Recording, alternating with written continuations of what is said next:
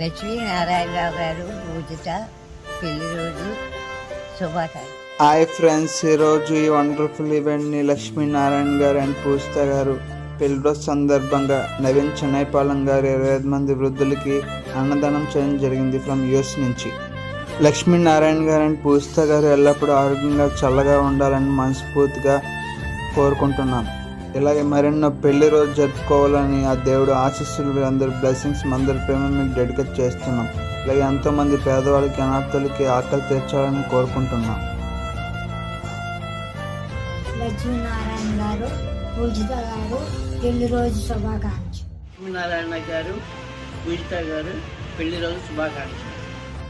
నారాయణ గారు పూజిత పెళ్లి రోజు శుభాకాంక్షలు. మరి ఎల్లప్పుడూ కూడా సరదాగా ఉండాలని భగవంతుని సదా ప్రార్థిస్తున్నాం.